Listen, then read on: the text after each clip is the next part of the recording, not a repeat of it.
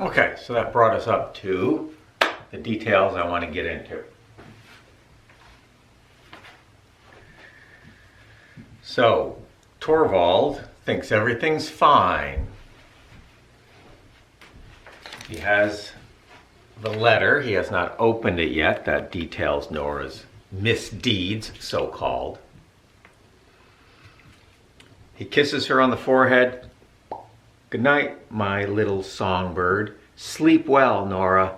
Now I shall go read my letters.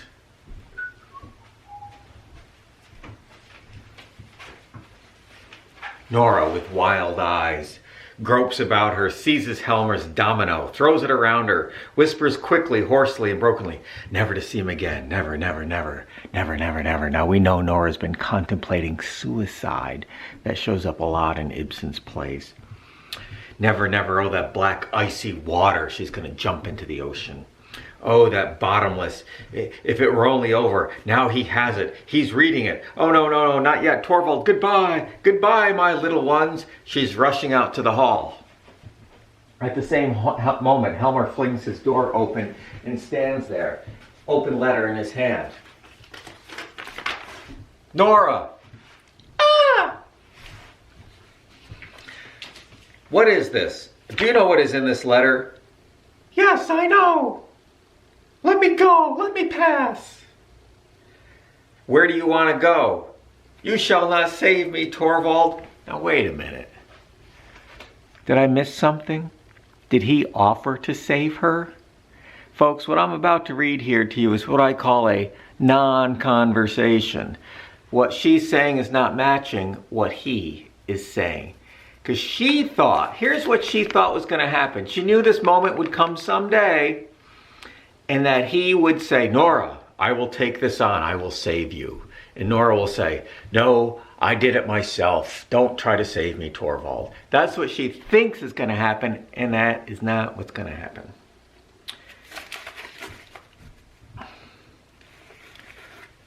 You shall not save me, Torvald. True. Well, yeah, true. She's not going to save her. True. Is what he writes true? No, no, no. It is impossible that this can be true. It is true. I have loved you beyond all else in the world. Pshaw, no silly reasons. I have loved you beyond all else in the world. And he says, pshaw, no silly reasons. What a jerk. Torvald, wretched woman, what have you done? Let me go. Let me go. You shall not save me. You shall not take my guilt upon yourself. Did I miss something? Did any of you see him offer to take her guilt upon himself? No. She's hearing what she wants him to say. She's not hearing what he is saying. I don't want any melodramatic airs. Locks the outer door. Here you shall stay and give an account to yourself. Do you understand what you've done? Answer. Do you understand? Ooh. Now the little light bulb, and it's a pretty big light bulb, over Nora's head that's been just starting to glow a little bit, suddenly, poof, comes on full bright. Nora looks at him fixedly and says with a stiffening expression, remember, he asked, do you understand what you've done? Nora says, yes. Now I begin to fully understand it. I'm sorry. Yes, now I fully begin to understand it. Of course, he's talking about the letter. She's talking about what she's done. She's talking about leaving her father's house from being a doll there to being a doll here to acting like his little skylark, his little squirrel. She's starting to realize everything. He's just talking about the letter. And this is where Nora's tone changes. She goes from that flighty, somewhat annoying person earlier in the play, everything's great, I'm wonderful, you're wonderful, hey, have another bonbon, to, well, reality. Oh, what an awful awakening. During all these 8 years, she who was my pride and joy, a hypocrite, a liar, worse, a criminal. Oh, the unfathomable hideousness of it all. Ugh, ugh. Nora says nothing and continues to look at him fixedly.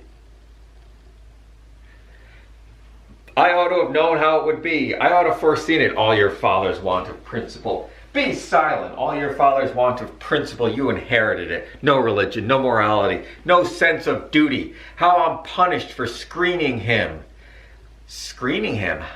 Ooh, how I'm punished for screening him. Remember, he sort of covered over the father's misdeeds so he could make out with Nora. I did it for your sake, and you reward me like this. Yes, like this. Whoa, Nora.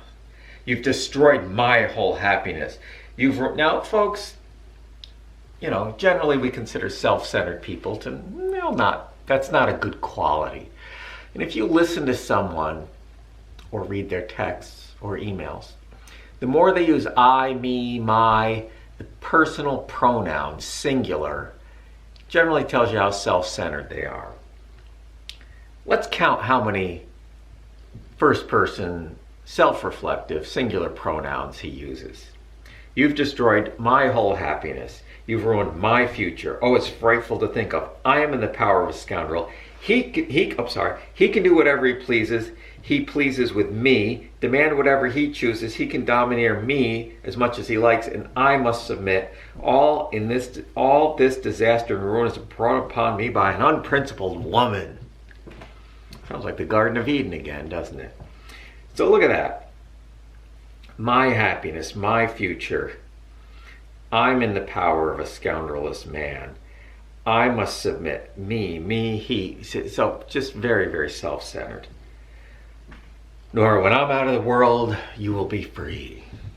Oh, no fine phrases. Your father, he was always ready with them. What good would it do me if you were out of this world, as you say? No good whatever. He can publish the story all the same. I might be suspected of collusion. People will think I was at the bottom of it all, egged you on. And for all this, I have you to thank. You whom I've done nothing but pet and spoil during our whole married life. Do you understand now what you've done to me?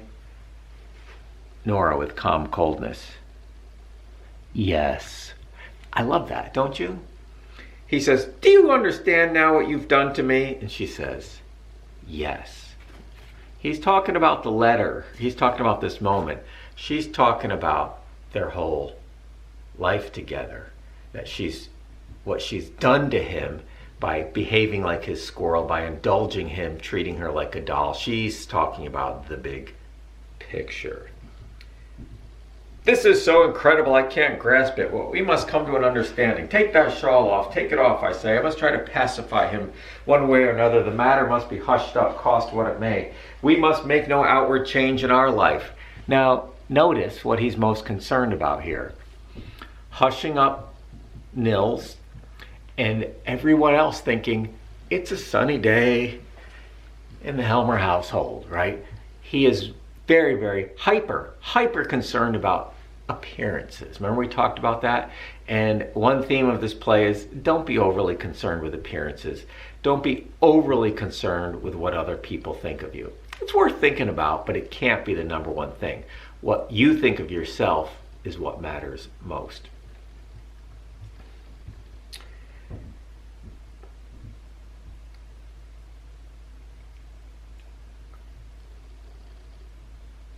Okay, Krogstad then comes back and he gives another letter to the maid. The maid brings it in. Torvald looks at it, give it to me, seizes the letter, shuts the door. Yes, you shall not have it. I shall read it. Read it? By the lamp, I have hardly the courage to. We both be lost, both you and I. Ah, I must know. Opens it, reads a few lines. Nora looks at him. Nora! Oh, I must read it again. Yes, it is so. I am saved, Nora. I am saved. Not we are saved. It's I am saved, right?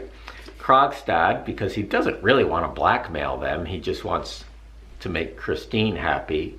Christine wanted the truth to come out. Krogstad leaves the actual evidence, the IOU, right, for them to tear up. The forged note. I've fought a hard fight for the last 3 days, Helmer. and in your agony you saw no other outlet. But no, we won't think of that horror. So suddenly Torvald's like, oh, my appearances are saved. We're good. We got no problems. And he says, I know that you did it with love of me. She says, that's true. You love me as a wife should love her husband. Okay, now here's a list of things not to say to your partner. You love me as a wife should love her husband. It was only the means that you, in your inexperience, misjudged. What a nice guy. But do you think I love you no less because you cannot do without guidance? Now there's something to put in a Valentine's Day card. Do you think I love you the less because you cannot do without guidance? Oh, bad, bad, bad, bad. No, lean on me. I'll counsel you and guide you. I should be no true man if this very womanly helplessness did not make you doubly dear in my eyes. There's another line for the Valentine's Day card, right? I should be no true man if this very womanly helplessness did not make you doubly dear in my eyes. Talk about condescending. Blah. I have forgiven you, Nora. I swear, I've forgiven you. And then Nora, who was really not sarcastic or ironic before this moment, says, I thank you for your forgiveness. She goes out to the right, so she leaves the room. Helmer, no, stay. What are you going to do? Take off my masquerade dress. She's still dressed from the party. Yes, do, dear. Try to calm down. And then he goes on, I have broad wings to shield you. How lovely, how cozy our home is. Here you're safe. I can shelter you like a hunted dove, whom I've saved from the claws of a hawk. All very condescending. Again, a man of his time, right? A man of his time. I'm just pulling a chair closer here. He's just a man of his time. Not good, but he's not a bad guy. Nora, open your heart to me. So he's going to teach her like how to be a good person. And she comes back in and she's changed her dress. And I love this line. You've changed your dress. Yes, Torvald. Now I have changed my dress. And that is symbolic of she has broken through and changed. She's realized this marriage that she's been a part of has been a bit of a sham. That they both, an act that they've both been participating in.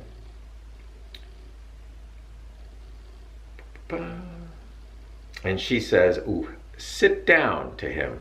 It will take some time. I have much to talk over with you. Yeah, every husband likes to hear that from the wife. Sit down. We have a lot to talk about. But they do. They do. We've been married 8 years. Does it not strike you that this is the first time we two, you and I, man and wife, have talked together seriously? During the whole 8 years and more, ever since the day we first met, we've never exchanged one serious word about serious things. That's very well could be true. It could be true of people today.